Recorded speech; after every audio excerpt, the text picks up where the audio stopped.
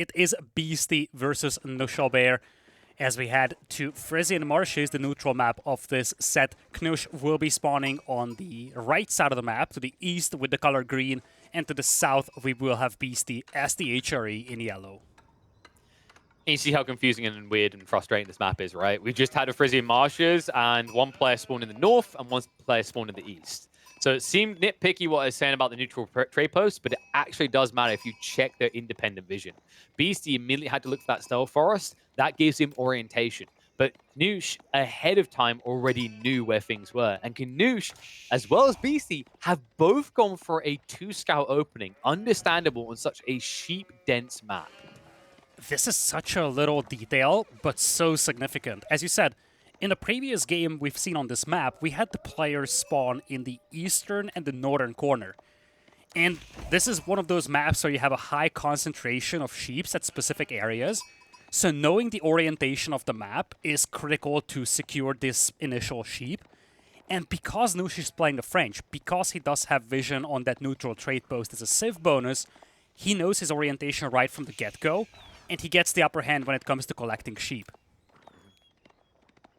It shows you how critical sheep are on this map to the HRE when an HRE player builds 2 scouts. Not many HRE players will go for a secondary scout, folks. They're a greedy mother ducker of a civ. They just try to min-max into the village account and be efficient. It's a pricey investment as well, remember, because if you're building a scout, that's one less villager, which is usually 40% more efficient. So it stings you harder than others. But the reason he has to do this is, let's say he went 1 scout. Let's say Knusch went 1 scout as well. It's not just about the sheep. It's about what happens as a result of the sheep. You both then have to eventually move to fish or farms. The French player always has the leverage there because he can play fish without having to defend hard. You, if you want to get fish as an HRE player, have to then turtle with spearmen because you're going to be up against night raids. Yeah, in general, you just want to pile up as much food as possible, and you also want to deprive your opponent from all the sheep that's available. You just want to keep delaying that farm transition, especially in a matchup like this, which is a very food-consuming matchup in a way. French obviously going for the very food-heavy knights. HRE sometimes going for the Burgrave Palace, spamming men-at-arms, just chewing through that food very quickly. This is one of those matchups where every single sheep can count. Looks like no surprises going into Feudal Age here. Aachen Chapel versus School of Cavalry is going to be the landmarks of choice. Yeah, and it looks like it's Beasty going to got be a really good one. Yeah, that's a nice Aachen Chapel. It's not just about the Aachen, though. So the good one really refers to the gold vein location. You're up against French. What's one of the worst things you can have happen if you're HRE? It's a night raid onto your gold, right? It prevents any options. You can't then mass men at arms. You can't tech up. This gold vein, I don't really know how Knusch is meant to raid it. It's almost impossible because if you're Beasty, you just build a small palisade wall across and it's completely protected. Yeah, this is one of those maps where, especially when you have a back gold, it's so easy to defend. And as Wodka is highlighting, just a little walling to the left and maybe some to the right means that it's very difficult for Knusch to do early damage in this game. That's got to be frustrating if Knusch... I mean, Knusch can get value elsewhere, right? It's going to be the TC play. He has his own value in that regard. He's got a great placement between the 2 wood lines on the deer next to the fishing. And then he can move north from there in defendable areas. So I don't mind his spawn for a secondary TC play. I'd be very surprised if he doesn't go for one. But we should be seeing an opening of at least 1 knight to attempt some sort of pressure.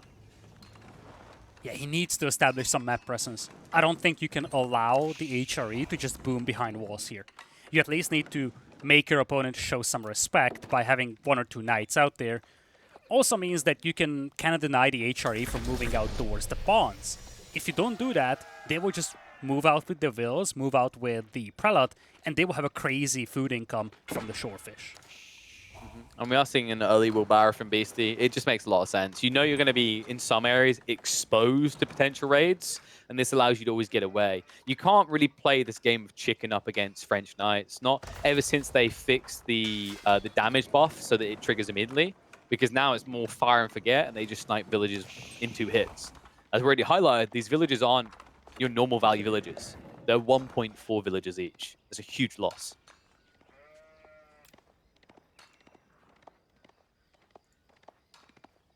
Seems so peaceful right now, doesn't it?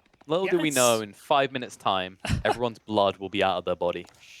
Oh yeah, it's the casual Dark Age, just sitting back, chilling. Everybody's playing SimCity right now, but it's the calm before the storm. It's kind of weird, isn't it? Right? Like the Dark Age in this game. I mean, you see some aggression, but there's no game-ending aggression. It's very peaceful, very tranquil. But if you think about Dark Age in real history, a lot of people were having their skulls caved in, and this guy might. That Spearman needs to block right now. Nice played. Yeah, that's very nice to play. Oh, Beasty's dude, body the blocking with the blocks. scout as well. Oh my god, that damage. That is actually huge. You've got no value out of that. You didn't really idle villagers or anything. You lost half the HP on your first night. You've already built into a second, and the outpost is up. I mean, this is vexing to say the least if you're Noosh. Oh yeah, that's gutting. You just lost a lot of HP on that night. You do not have Chivalry, so healing it back up is not an option right now. And look at how greedy Beasty's playing this. He knows fully well that he isn't being pressured very heavily. He's going to play into multiple eco upgrades, playing a very, very tight and confined base.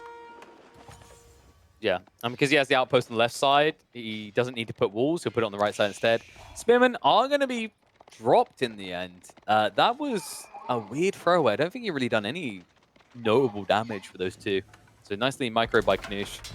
Now, Beasty still does have 2 scouts. This means that he's informed of any types of raid. This is one of the annoying things when you play against the double scout on this map as like the French. It's very hard to hide anything. For example, this. This was meant to be hidden for at least 20 seconds, Lidakor. It was hidden for -1 second? Ah, that's so painful for Knusch.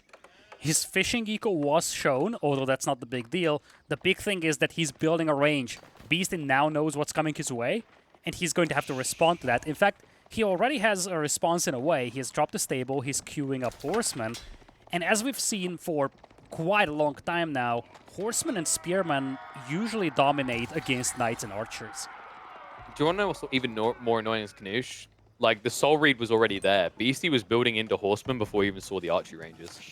That's so annoying, man. It just shows you how predictable this build is for the French, though, right? Like, they don't deviate from this often. I mean, what are we going to do instead? Spearman? Doubtful. You know, he hasn't even gone for a second TC, by the way. Like, he doesn't feel like he can outgreed HRE, and he's correct. But it means that Knusch is on the timer. He has to do something, and he has to do it probably in the next 4 minutes, or it could just start to snowball for the HRE. Absolutely. I feel like one of the things that he could play into is confining Beasty into his base. You see Beasty, he's starting to add farms. He doesn't really have access to the berries either. So off the back of the fishing eco that Knusch has, maybe if he mixes in a couple of spears as well to fight those horsemen, he could try to confine Beasty into his base, and then Beasty could slowly start running out of resources. That could be a win condition here for Knusch, but it's gonna be difficult to pull off unless he starts mixing in spearmen himself.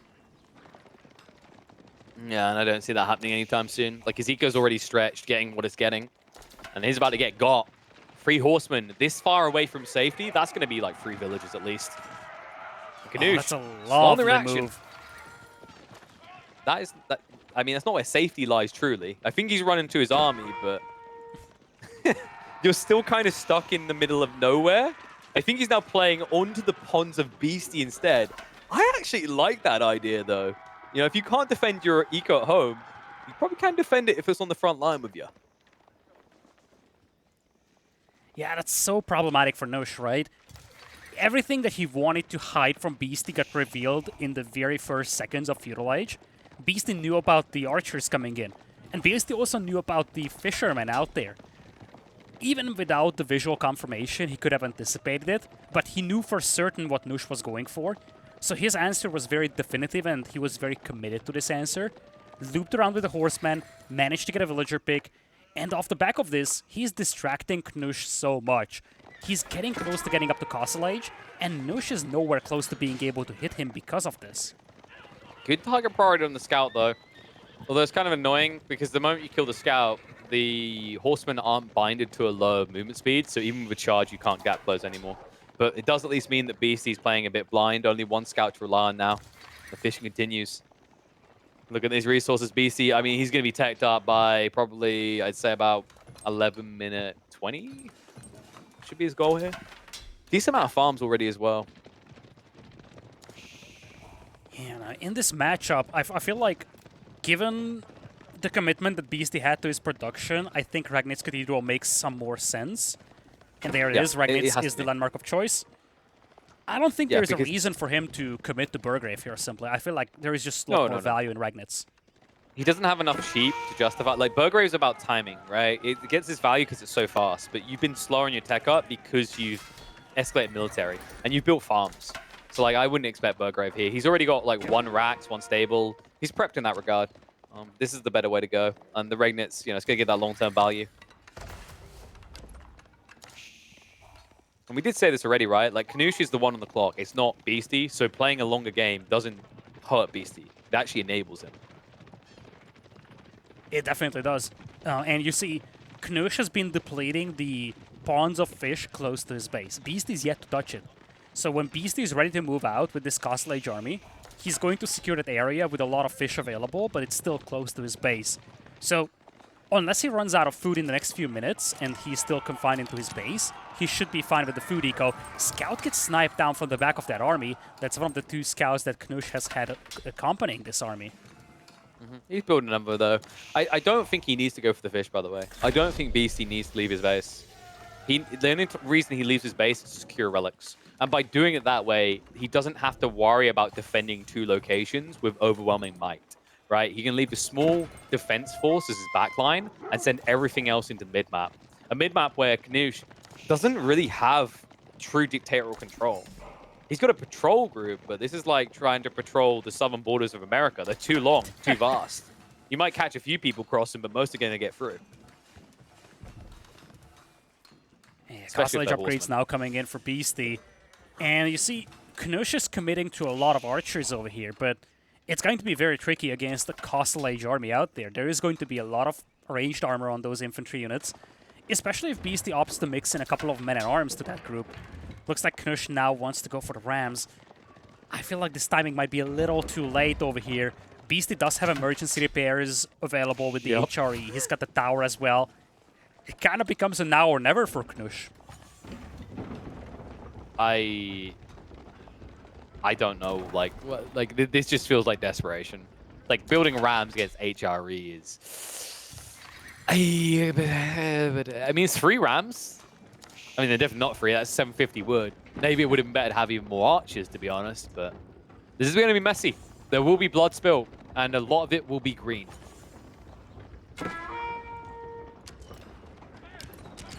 March in. Garrison outpost.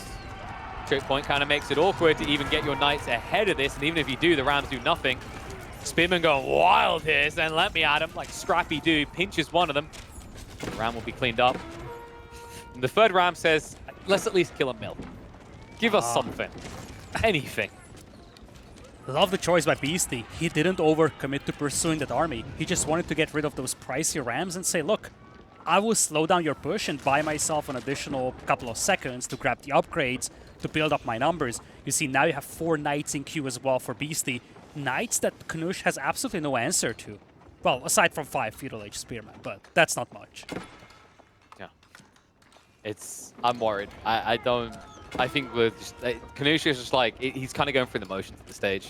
Military mass is even right now. Eco count is even. That means in every way imaginable, you are behind. Rams.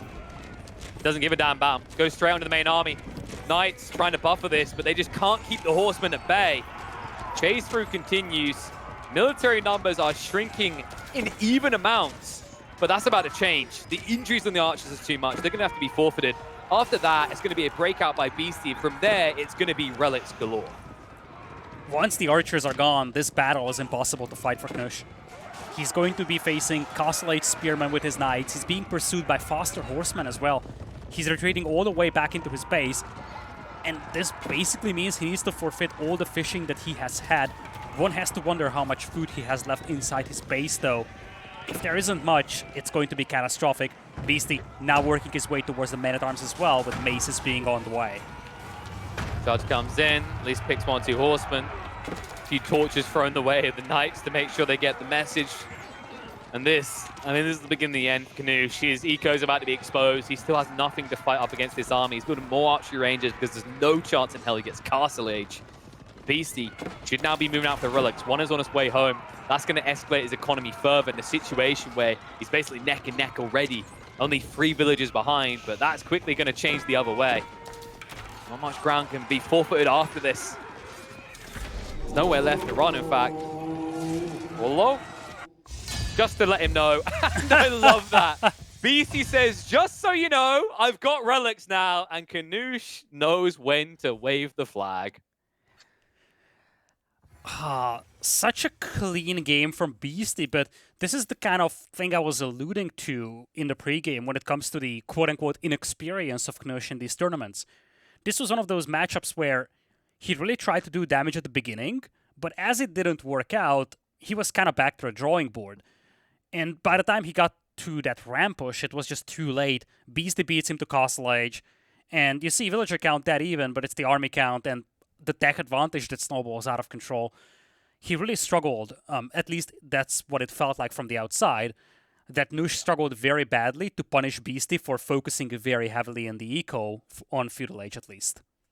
It's really a tough map to breach as well. That back gold spawn made Beasty's life easier, but he still had to play it right? I wonder if a second TC could have worked better in some way. You know, the archery ranges getting spotted is kind of unfortunate, but I don't think that really changed much here. It's predictable that you're going to go archers as a follow-up here, especially when you're up against Spearman defense from the HRE. Just felt like Knusch, you know, he really put himself up against the wall on this one. I don't think it's a great matchup for the French unless they're doing something weird like trade behind everything. That might have been a cool way to go for this. You know, you go Chamber of Commerce, you get those free traders over time. That allows you to escalate into just maybe raw archer mass and then back it with Spearman. But that's not the way we went. I don't feel like many people are willing to even tempt fate with Chamber of Commerce these days. And it would have been hard anyway because he was up against double scout HRE. It would have got sniffed out before he even had free traders online. So instead, we move forward to map number 2. BC Acuity taking an early lead. But now we get something that should feel a little bit more even. A mirror matchup and one between the Ottomans. Beasty going for the Ottomans, not something that you see every single day, that's for sure. And I feel concerned for Knusch. It's a mirror matchup against a much stronger opponent, perhaps. That's always something that makes you concerned. These small mistakes or small missteps will have an amplified importance in these matchups. And I really don't know what Knusch could do to surprise Beasty over here. And if it doesn't surprise him, I feel like Beasty should have the upper hand going into game number 2 here.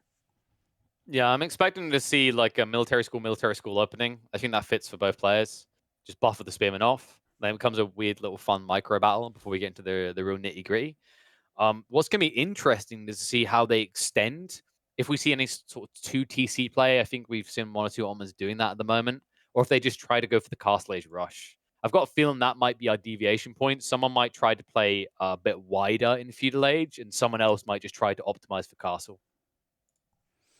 Quite possibly. We just have 40 seconds left to go here in round number 1.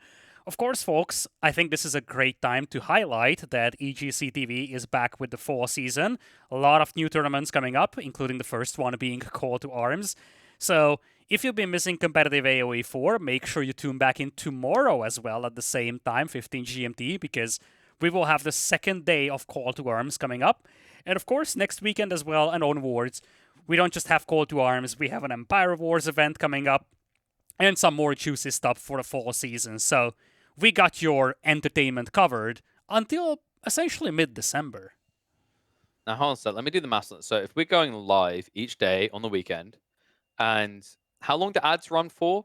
The ones we don't have a choice for? Is it like, it's at least like 30 seconds, right? Always feels like forever, right? It feels like forever. Let's just say a minute. So it's a minute. A broadcast on average goes, I want to say 8 hours, right? It's going to do that at least once an hour. So you're looking at 8 minutes of ads, then times that by 2 per weekend, so you're up to 16. Then you've got 4 weekends. That's over an hour. Think about it, guys. Spend $5 to get an extra, like, to save an hour of ads. That's a damn good deal. Take it while you can, and then take notes, because we've got an Ottoman mirror between Knusch and Beasty for game number 2. Small differences will make them mark. If you want to optimize your Ottoman game, this is what you need to watch.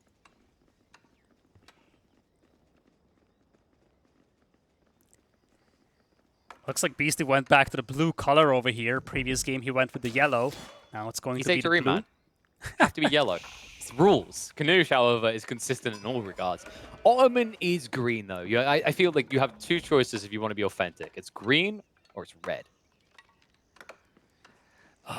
True.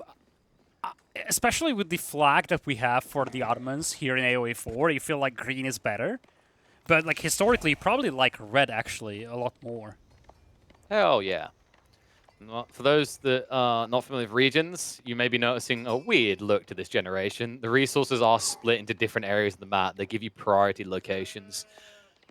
But something that is available in its abundancy close to your home is wood.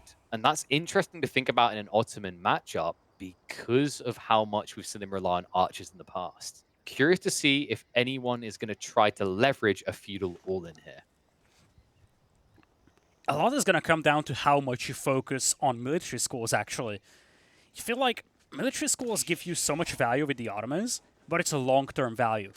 If you get hit at the beginning of feudal age or like mid-feudal age, and your opponent is just using pristine production buildings, stables, ranges, you can easily find yourself being overwhelmed.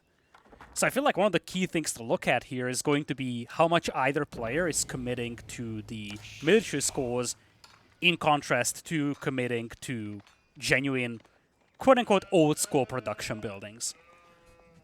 And one thing to think about whenever you got a mirror matchup, right, is like the generation can dictate a lot. It can cut off certain choices and enable others.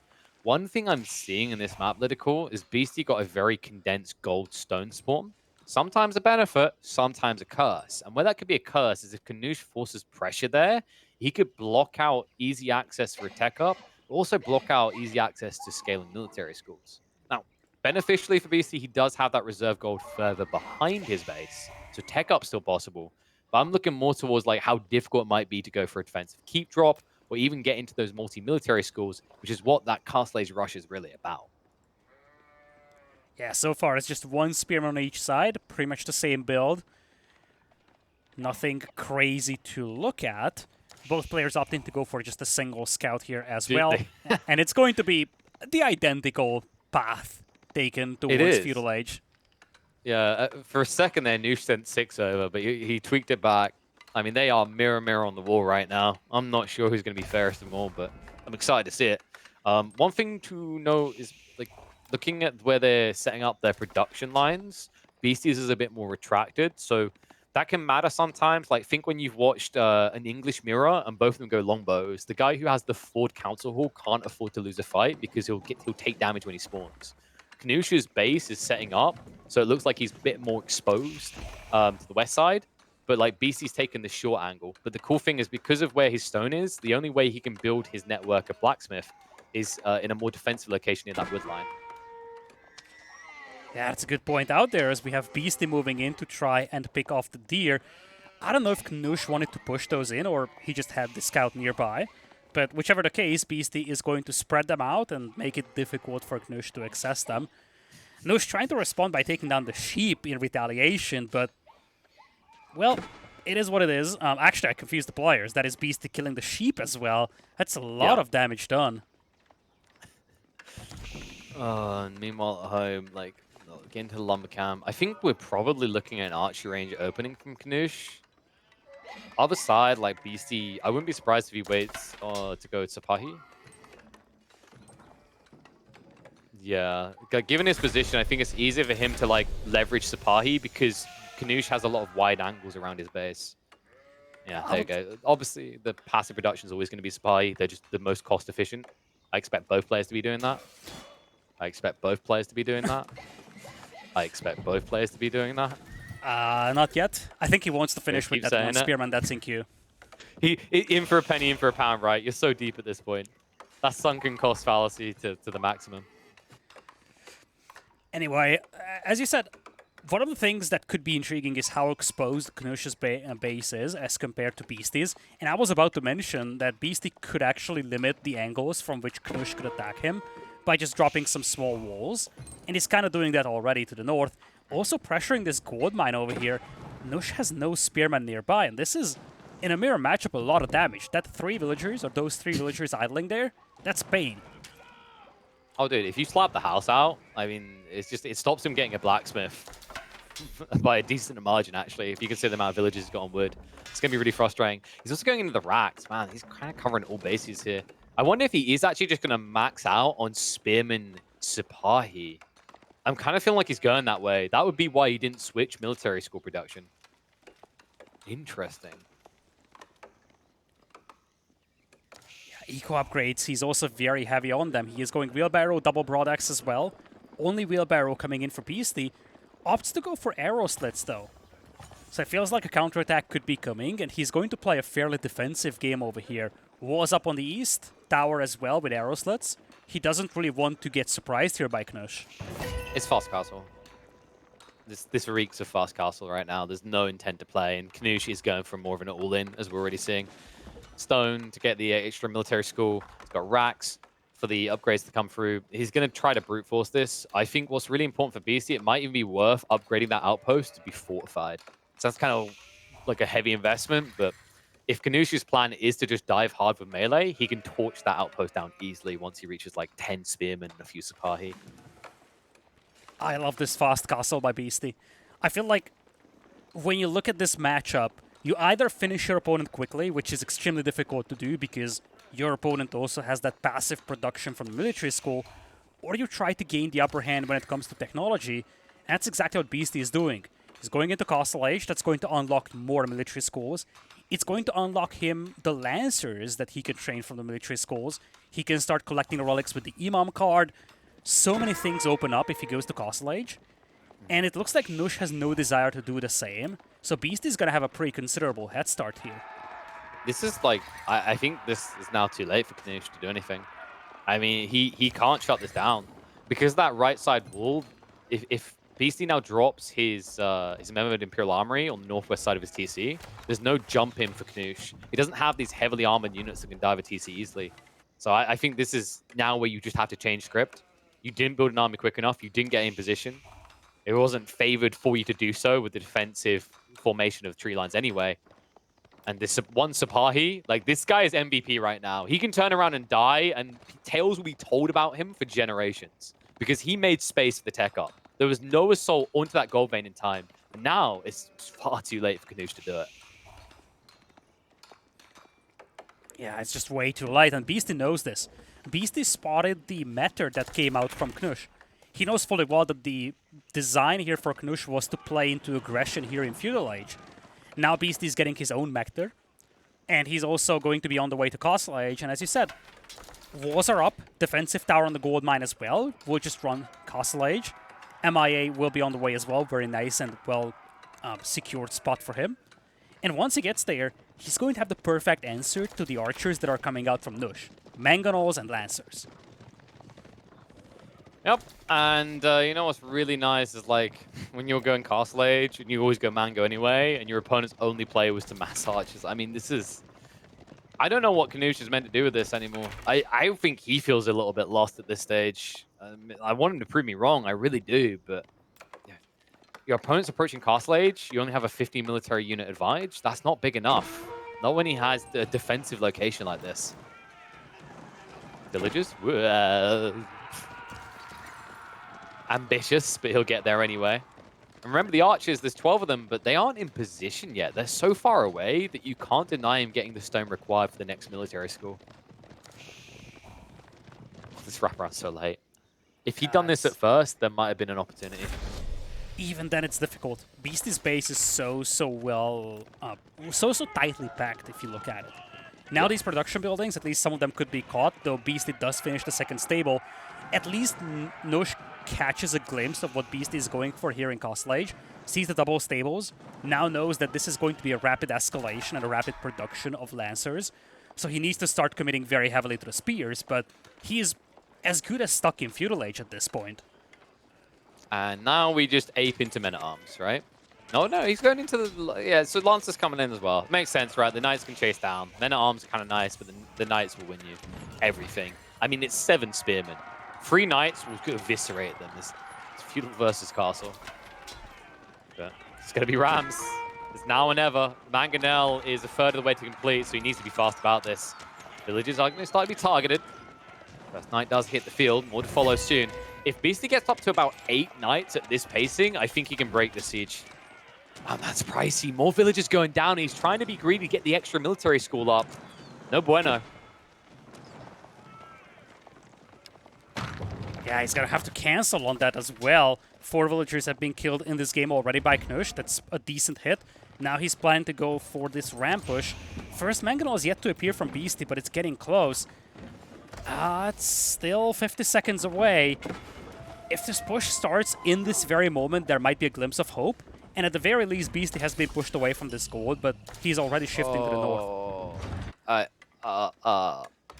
Beasty, that cancel on the military school, it took a little bit of damage. Would you like to look at his stone right now? Oh, that's gonna hurt. That is going to hurt. Mommy, please. Well, Ram's gonna come in. More spearmen are being built. So Beasty, he's missing that opportunity to strike yet. He's waiting on the Mangonel now. That's clearly the goal here. It's so unfortunate to not have that stone though, and I don't think he can reach it either. He's at least gonna wall up the northern side, so all attention on the front. I would love to see him just take 2 Knights and head across the map right now. Like, he's not going to take 2. He's going to take the dozen. He's moving out with all the Lancers, it seems. Looks like he's going to call them back for the moment, but you feel like we're getting to a very similar stage as we had in the previous game. Knusch is ready to strike, but is he striking too late? The first Mangonel is out, Lancer numbers are increasing, and this is a Castle Age army against a Feudal Age army here. And half of it is archers. Half of it is countered by that Mangonel. And the Rams, I mean, that would have been a cool play if he stayed close enough to wrap on the Mango, but gonna try for it now. I think this is too late. Body blocks come across. Great maneuvering by Beasty. Mangonel, nice strike onto the Spearman. They can't get around the backside. Front lines are gonna engage. Mango is still protected due to the stone outcropping. Great moves by Beasty. Retains the choke point.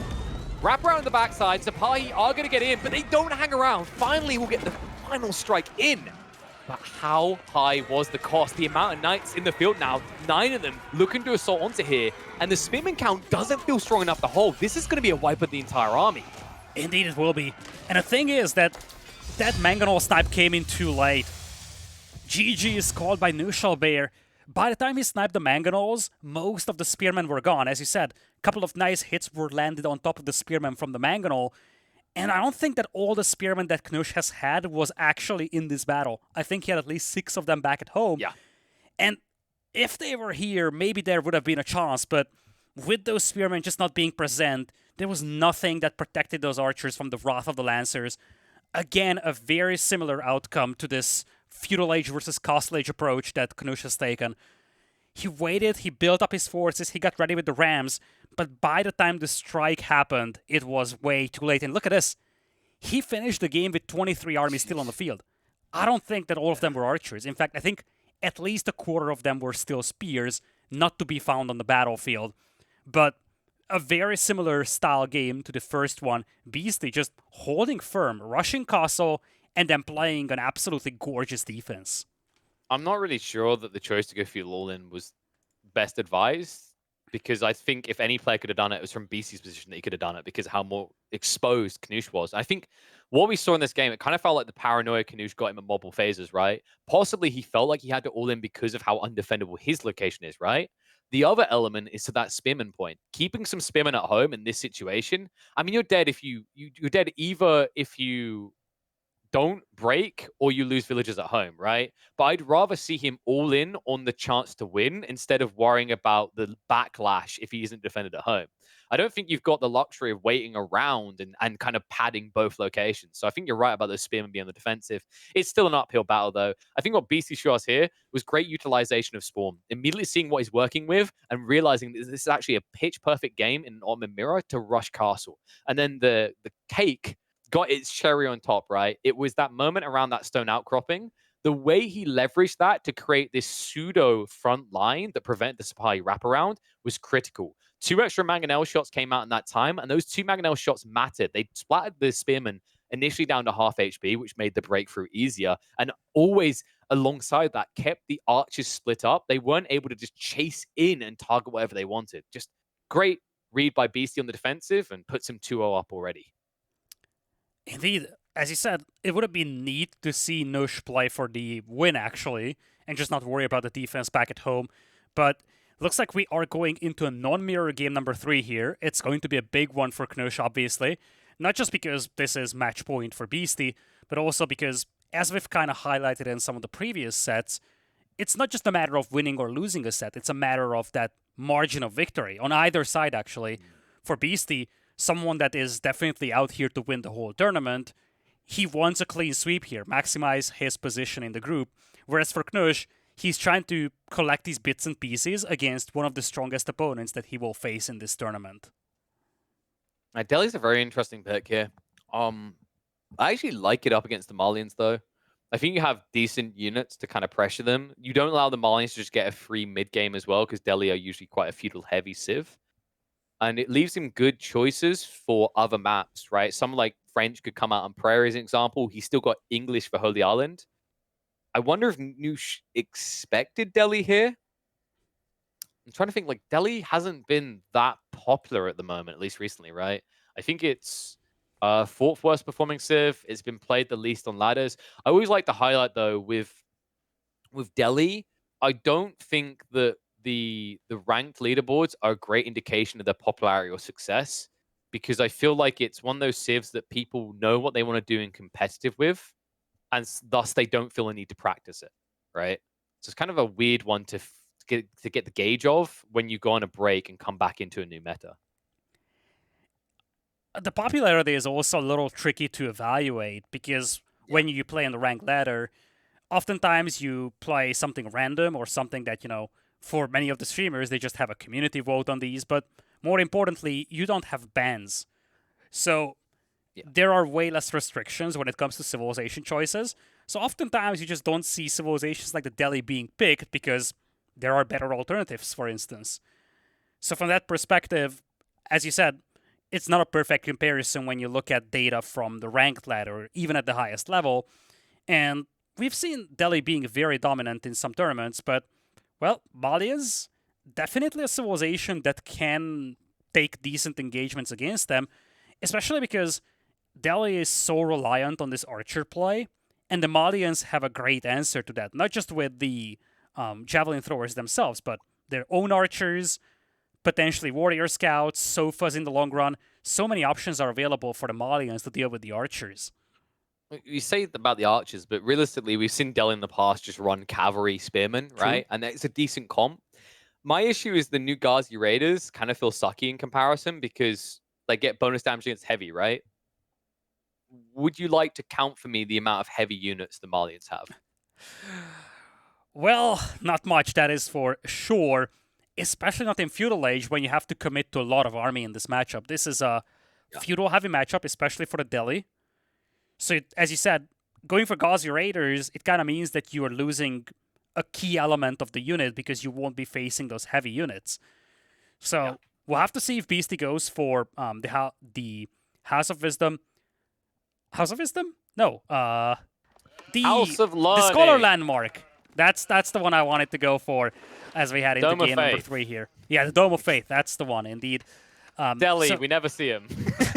Yeah, it's been a while since we've seen Delhi, so don't fault me for this one. Well, it's been a while since we've been casting tournament games as well, so back we are. It's gonna be interesting to see if Beasty wants to go for the Tower of Victory or he goes for the more conventional approach. And Tower of Victory has been growing in popularity. It depends whether he wants to play a defensive, longer game, perhaps. If he's targeting a castle age timing, would be an unorthodox strategy up against the Malians for sure. But Beasty, he might be looking to surprise us. Who knows? I mean, the Beasty type of guy who's willing to play the meta because he's usually the one defining the meta. Plays it so damn well. Let's see what Knusch can pull out, though. Needs to be done here. And 1 point would go the distance, right? Because we are talking about a day that has been expected to be crotch stomped. For those who don't know, this is a Swiss group format, which means that players will continue to match up against more balanced clashes. The first round is always expected to be an absolute shellacking. And, well, today has been no exception. Yeah, and this is why even securing one game against a powerful opponent can be so beneficial for these players trying to make the cut to the playoffs. It seems early on day number 1, but as you said, in a Swiss bracket, the deeper we are in the bracket, the closer the matchups are. So for Knusch, in many ways, he's going to find very competitive opponents coming up as well. And against those opponents, they are his direct contenders for the playoff spots. So there could be a massive value in taking away a game from someone like Beasty, especially if your competitors aren't able to. Agreed. It's not going to be an easy one, right? Was Beasty, is he seed 1? I believe it was seed 1. Yeah, I think so. I would be would shocked if expect he so. wasn't. Well, maybe... I think he is, and then Marine Lord is like the number 2. Yeah, I think it was seed 1. So, you know, this is like the hardest one to try to battle against. And Beasty on the opening getting already a decent amount of sheep to set him on his merry way. And, well, curious to see what the strategies are going to be in mind. I mean, I imagine Knusch wants to try and set some sort of pressure point in this game. I don't like the idea of just rushing Castle Age as the Malians here. As we know, Delhi has historically been that civ that doesn't allow you to do that because it means you're forfeiting all of the sacred sites. That's a pressure that you don't want to be up against, especially when you're up against one of the top Delhi players. Tower of Victory is going to be the landmark of choice here for Beasty, so we might be in for quite a few archers, actually. Although, you never know, it might end up being a bait, but as you kind of alluded to in the pregame, it feels so awkward to play into Ghazi Raiders against the Malians. So what else do you have left? Especially when you go for the Tower of Victory, your best unit might actually be the archers. Yeah, I feel like a lot of players just preferred having horsemen, to be honest. It felt like it had more flex in a lot of matchups. The idea behind Ghazi Raiders was cool, but rarely does it seem to kind of flesh out, at least from what I remember seeing when they first implemented it. But with the TOV, I mean, I expect probably a Rax opening still here. Makes a lot of sense. Then you just move out to try and wall up the sacred sites, right? Because then even if your opponent goes javelins, same with if you get the archers right. If your opponent is going to open javelins, that's expensive. That's 120 resources each, and that's a unit that can't break through walls, which means you just get to capture sacred sites more or less for free. I'm actually curious if Beasty wants to play that semi-fast castle approach that he has done in the first 2 games. One of the things that could be intriguing with the Delhi archers here is trying to use them as a way to deal with Malian archers that have poison arrows. Obviously, Knusch has other options as well, but if Knusch opts to go for archers long-term, and he wants to leverage poison arrows, Tower of Victory Delhi archers are actually a great way to deal with that. Now, obviously, we're still far away from that, but this is definitely a point of consideration for Beasty heading into mid-game. It's going to be the stables. So we are getting the Ghazi Raiders. I like it. It makes a lot of sense, right? So you use the Ghazi Raiders to buffer back, and then you can probably follow up with an archery range, and the archers are mainly just your wall builders. On the other side, we are going to see a stable play as well. But already, I like this better for Beast in this situation. Yeah, I do as well. I feel like Ghazi Raiders, it's a good choice over here, especially because, in a way, it's surprising. Depends on who you ask, but when you see a Tower of Victory, it's not obvious that one goes for Ghazi Raiders. And I guess the key thing here is that you could see early javelins from the Malians, especially if they anticipate archers coming in. So you have a tool to deal with those early on. And of course, you do have the mobility as well, so you have all that harassment potential. Something that you will need, because Warrior Scouts are on the way for Knusch. He likely wants to go for the Hunt and Professional Scouts. And the thing I was alluding to about Ghazi Raiders versus Horsemen is, like, they are more expensive, right? You pay a premium for these Ghazi Raiders, but in this matchup, I do like it, because the cool thing as well is, like, yes, you're up against Warrior Scouts that run away and heal, but you're bringing your Scholars out to the mid-map, right? So you can peel away from the fight and similarly get yourself a heal. Ghazi moving in. A little bit of a nuisance. We'll start to target onto the houses. Gonna try to force Knusch's hand here. And now forcing him to go into the Donzo. So this would be the perfect point to follow up with the archery range. And then you can even just first focus towards those sacred sites. Get that extra bit of cheddar in the pocket before turning into a big staged war. This is big. All of those Warrior Scouts have to be held back. It's not like Professional Scouts is in just yet for Knusch, I believe. But he's kind of confined to his base right now, and he has to fight this off first. First Donzo arrives, so Beasty's going to have to call off his forces. Though you have to be cautious. A single Donzo might not stop 6 Ghazi Raiders. No, you can see the hesitance right now from Knusch. Ghazi Raiders straight away just heading over to try and deal with Donzo. Knusch just trying to protect him, but impossible. Repair crew is going to be pulled. As Beasty isn't actually finishing off these houses. He finally realizes actually the villagers here. I'm going to have to do that.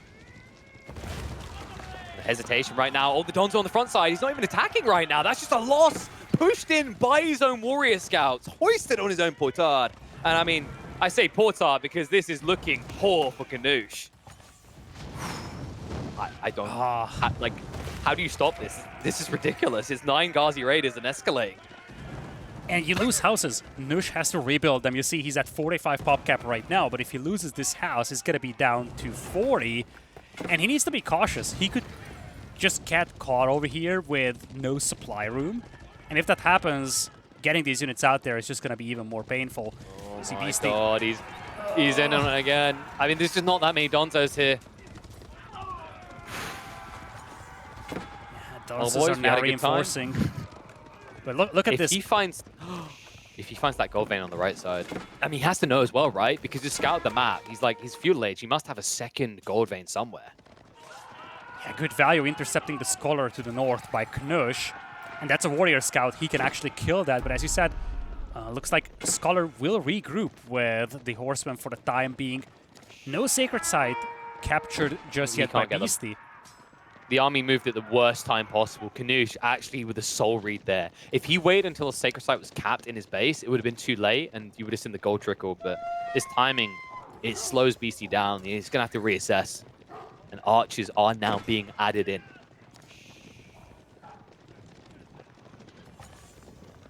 Archers on the way for Beasty, as you said. Blacksmith upgrades slowly coming in for a Delhi player. Eco upgrades are now in.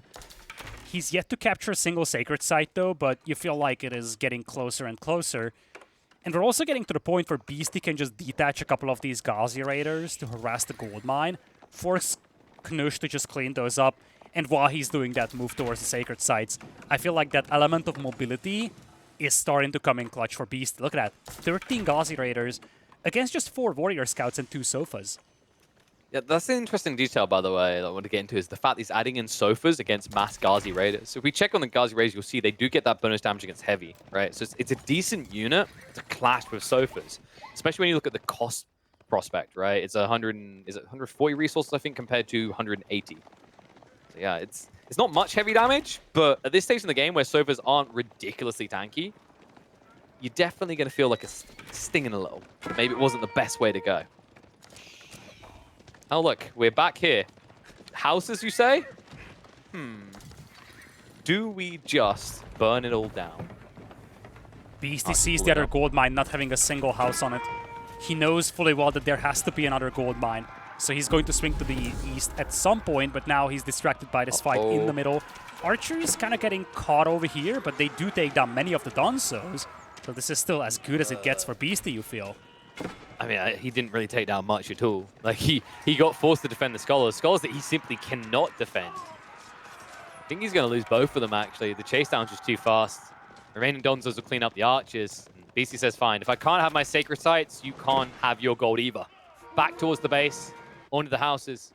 Knusch, hard committal onto the gold. That's villagers having to be evacuated. Beasty also sees the pastures coming in here, but this is where he starts torching down those houses rather quickly. And back at home, he's got some units to defend with. Those archers microing back now.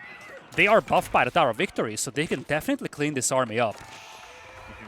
It's idle time still. The other side, Beasty should be hard committing onto those houses. And the pinch comes in. Donzo's not brought in bulk, so not able to defend this successfully. I think he lost like 1 Ghazi Raider, took out 2 villagers, plus 2 Donzos there. Worthwhile. Definitely. 3 villager kills so far by Beasty. He continues to harass these houses. Back at home, he's now safe, and you see the Donzos are being pulled back. You can see the green dots approaching from the north on the minimap. Means that Beasty can finally secure the first sacred site of the game. So bloody annoying. It's just... It's a brilliant play, right? Because the houses, like, it's extracting gold value. It's one of those things where we talk about how strong it always is, but let's look at the negative, right? It's a resource gatherer. It's also your pop cap, and it can't run away when a raid comes in. What? Bloody spears, I swear to God. Remote was like, did he delete that? No, we're just too late to see the spears. So occasionally he's losing 1 or 2 Ghazi, but like the destroyed value is fairly even. But what I'm seeing is Beasty moving ahead in terms of army value. And he does have the counters. That archer mass is growing. And he's yet to find the other gold mine. That has been completely untouched for Knusch so far. And it's completely undefended as well. Why did you say anything, Lidakor? I think he heard you. Straight away in on the houses. No quick reactions. This should be at least 1 house plus a villager going down. Might even get 2 if he's feeling a bit cheeky. And meanwhile, in the mid-map, Beasty can now move out for the real objective, Sacred Sites. But because he's distracted by that, he is going to lose 3 Ghazi Raiders for his troubles. But you just look at these values from the Ghazi Raiders. It's not just the fact that they've been harassing this. It's also the fact that they have made Knusch very paranoid about them.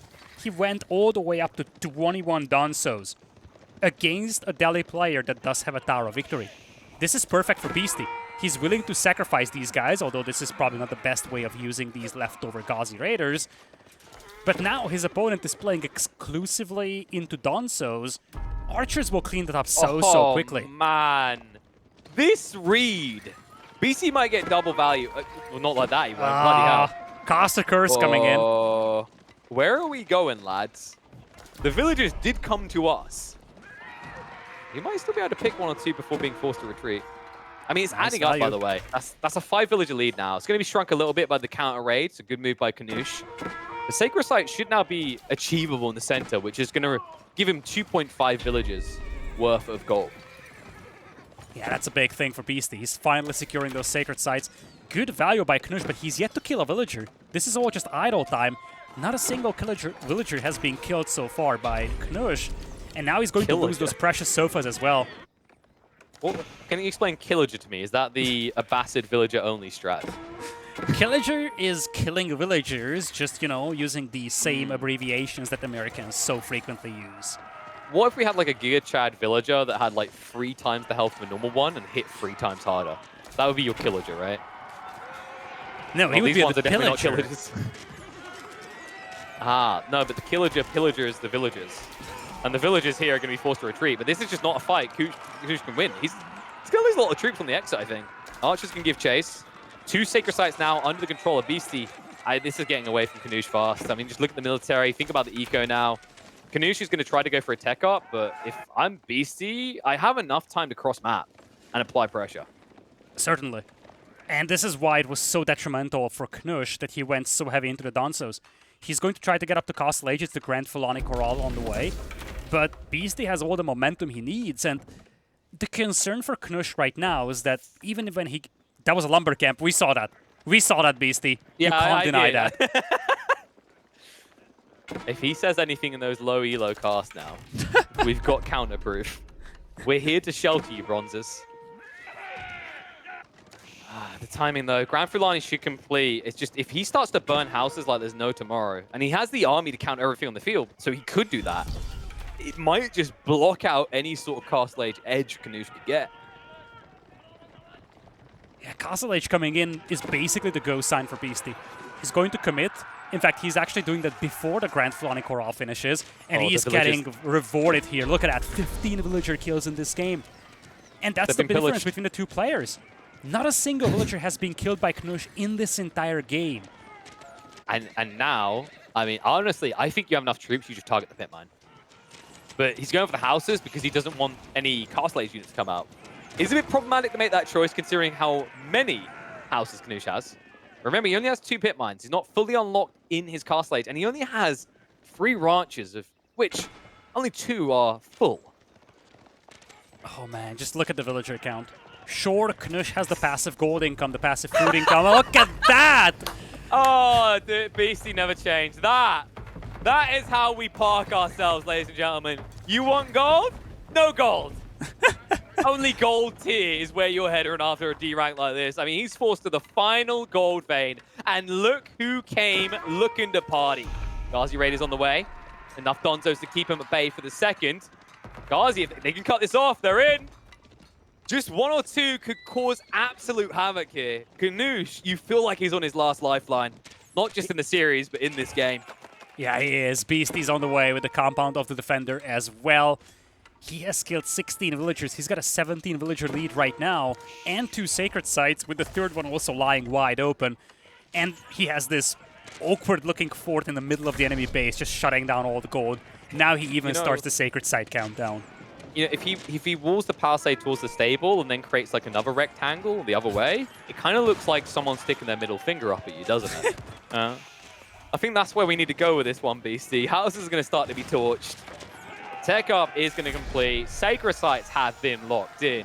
Knusch, he's facing a double up on the military. That doesn't feel that far off on the economy either. What do you do from here? He's trying imported armor over here, but, you know, if you cannot engage those archers in melee, it's not really going to work. I think there was a... I mean, if we just get through the wall, though, the 1500 HP wall. I don't think I've seen a Delhi player do this before in competitive, and I actually love that Beasty's done it. I hope we see more of this, because it is... Imagine doing this on someone's wood line, right? Where you just, like, hug the side of the tree line and just fire at will into the wood. Oh, so brilliant. Oh, right on the other side, Knusch is sick and tired of being the only one losing villagers here. I don't know, though. I think this is going to cost him dearly. He will get the villagers. What's the price going to be? Yeah, let's not forget, Beasty is in Castle Age. He's going for... Oh my god, he's not even going to get the villagers. He's Oh, going to yeah, get nothing. He killed 4. And is this a repeat of game 1? Beasty's like, just to let you know, we have reached that point in the game, Knusch. It's also distraction. Where Whenever you hear a Vololo, you get concerned. You have to quickly look at where it is at, and that's something that Beasty often uses as a distraction. So there is some definitive use for that type of an approach as well from Beasty, and he loves to do that. Just in case you didn't know, I've got another one. Can't help but start to feel that Knusch might be done here. He has one shot to really turn this around. I mean, yeah, gold looks all right for now, but remember, he's exhausting that one gold vein fast. He needs a lifeline. He needs it fast. And because we're not playing Apex Legends, you can't just pick it at the character screen. He's got 17 sofas with imported armor, so that's the silver lining for him. But Beasty's getting close to dropping a keep here. I think that first keep might be just defensive, making sure that he doesn't get massacred by these sofas. But don't forget, he is going to be able to produce villagers on that keep in the foreseeable future. So that's where it will start snowballing out of control. And you see now he's even pulling out the archers. He's heading to the south. Is he going to do it again? He's going to do it again, isn't he? Yeah, I think so. He's wrapping around. Onto the gold we go, boys. He liked to build palisades. Me like to build palisades. It's so oppressive, right? God. Those archers have been camping that position for 10 minutes. Well, maybe not 10 minutes, but at least a couple of minutes straight. So Knusch isn't anticipating these moving out in this very moment. He has the army at the wrong position to stop this with. Hello, darkness, my old friends. Why were you hiding with the archers here? Move straight in. Knusch will realize what's happening, but it may be too late. In fact, I honestly, Beasty, if he quick-walled with his archers, there would be no escape. But he says no. Let some go. Let them tell him what happened here. And the body blocks from the line formation. My god, Beasty, he's feeling himself. He's 2-0 up. He could have taken it chill. But this guy has no chill. Oh, look at this. Finally, the archers are about to get cleaned up. But this is... But wait. Build another wall. Build it. No, go outside the southern side. Come on. Oh, my lord. All the sofas getting massacred. Oh...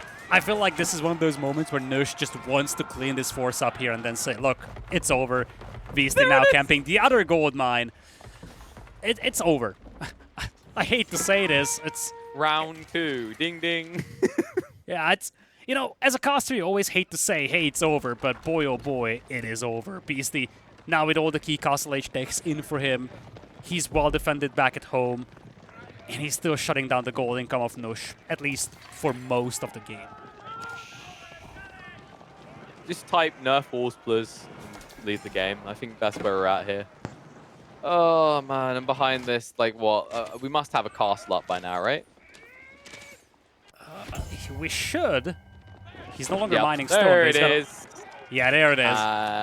And that will be able to produce villages now, I believe. We're just about there. Yeah, a couple of coming seconds. in soon. Meanwhile, the archers are still around. They are still harassing Knusch from behind. I mean, he's over here just... The baby forts, mate. You know what it is? It's like this little forts you can get in Fortnite right now.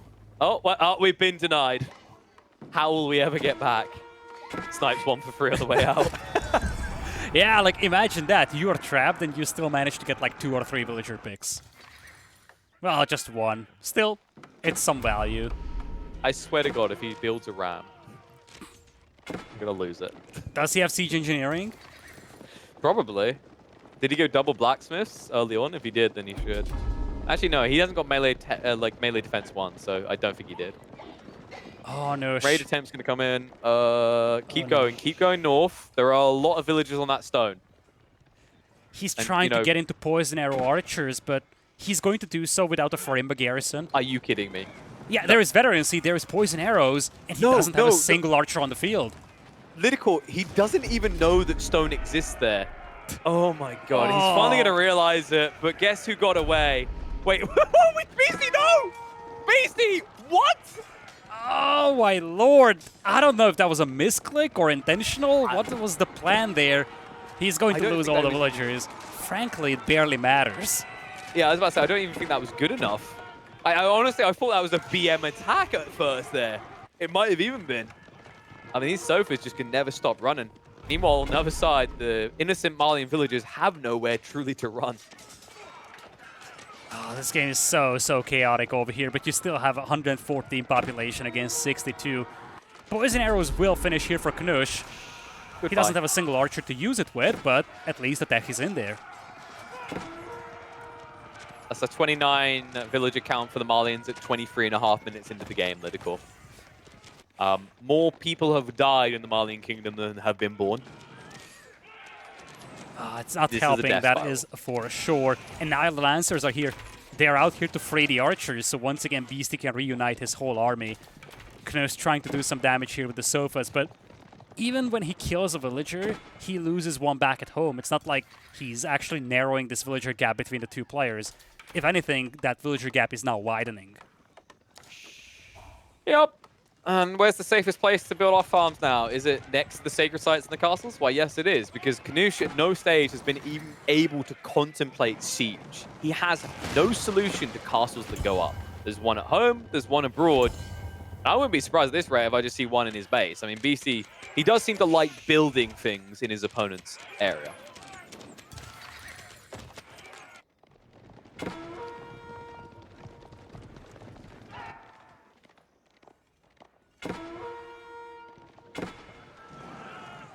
Oh yeah.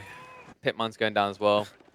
Remember when the Malian player had 4-digit gold income? I can't. Well, yeah. I think I imagined it. That's just so painful. And to credit Knusch, he's really trying to climb back into this game. Like, those sofas have been getting some villager picks. It's just the fact that he's still struggling to clean this one up. Finally, with his own archers, he could start to clean this whole thing up. But it's just coming in too light. Play Bob the Builder. Really does feel like that, doesn't it? Is this the third enclosure? He might just go around and rebuild the original one at this rate. I think we'll get to that point, yes. He's now getting siege engineering as well, so he will have battering rams. And you see Knusch is struggling to clean this up. At least he denies a keep to the north, but now Sacred Site countdown is down to 8 minutes. And especially if this keep goes up and Beasty pushes this army away. He doesn't see it, right? Check the vision. Okay, no, he got a glimpse of it. That was close, though. Meanwhile, Legion of Doom. Reinforcements are on the way. But finally, some more blues are going to flop to the floor. We're almost even on amount of villagers killed, but we have to remember that BC has... fudge it, I don't know how many TCs at this point. I think it's 3 TCs. 2 keeps and a primary. This is just a slugfest at this point. Both sides have lost a massive amount of villagers, but as you said, Beasty does have those keeps producing villas as well. He's got the sacred sites working for him. Knusch actually secured a relic, and he's really trying this. Don't forget, folks, it's difficult to judge the real position that Knusch is in right now from his perspective. He doesn't see everything that we see. Maybe he thinks the villager gap is much closer than what it is. So he's trying to climb back into this one, trying to put at least 1 point on the board. Little does he know that his chances in this game are basically next to none. Nah, if we go for a listen in with Knusch's brain, this is not good. Maybe. That's pretty much where he's at now, right? Like, there's ways maybe this could work out, but I think with the keeps now dropping on the sacred sites, you've got 7 minutes, and I don't think you're gonna be able to decap these sacred sites like you were before. Yeah, I feel like at this point, Beasty might just say, look, I'm done chasing you around. I'm just going to start walling in the sacred sites, drop some keeps on them, and if you're not coming out of your base, I will just win with the sacred sites.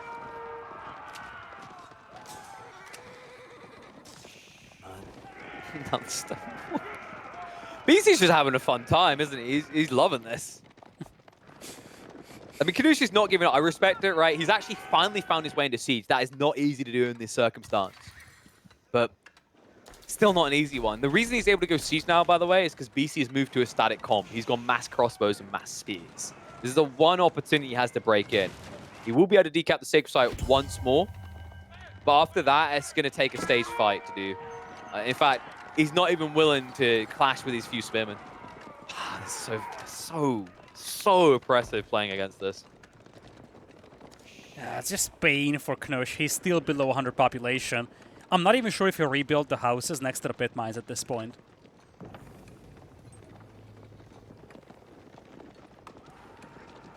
I mean, there's so many things to address. I don't think I'd hold it against him. But yeah, the containment protocol has been activated, Lidakor. Oh no, Beasty coming in with the Great Wall of the Delhi Sultanate. He isn't even using the forests at this point. He's just dragging that wall across the map. He doesn't care. He's just going to wall his opponent in. He's waiting for those sofas. You see, he's actually leaving an opening in the middle. I think he just wants to funnel them towards that opening and then say, look, my army is about 5 times as big as yours. Come get me. That's a good thing he built that trebuchet. It's definitely going to freaking need it at this point. He's even going for... Oh, God, the extra health on the walls. Yeah, I can't. Now, this is... No, look, hear me out. There is a unit that allows you to put units on top of walls. Is it called a villager that placed the gate wrong? Nope. We call that the siege tower. I mean, at this point, why not? Well, yeah, I guess. Sorry, I've reached that pitiful numb point now. I respect him for still trying. He'll at least get a few picks here. It looks like the Delhi army has trapped themselves in with the prisoners. Yeah, there's this one opening in the middle. Beasty just wants to take the fight in the middle. He doesn't want to fully wall out his opponent, and oh boy, crossbows now closing in on the trebuchets. Please don't lose a trap to crossbows. That would be rather disappointing. I think he's got time for that one. Not if Knusch has anything to say about it. GG will get called. He's not here to play RP jail. He's done. He will lose in round 1, but fear not. Knusch, it's been a pleasure to watch, and we will see more of him in the coming days. Yeah, this is such a bittersweet moment for him because this kind of felt like a stomp, especially with the somewhat disappointing last 10 minutes. But let's not forget, Knusch has made some good moves. He actually, from his perspective, he was doing everything that he could to climb back into this game. He has gotten a lot of good raids going with the sofas. He tried his best to clean up these forces inside his base. It's just the fact that he's playing against one of the strongest, if not the strongest players right now in AoE 4. For him, the goal of this tournament is not to beat Beasty, although it would have been nice for him to take away a game. But it's probably not even this game that you want to go and look back into. I think it's game number 1 and 2 that Knusch needs to review and rethink his strategy choices for those games. Those are the ones that could have gone his way if smaller things went his way.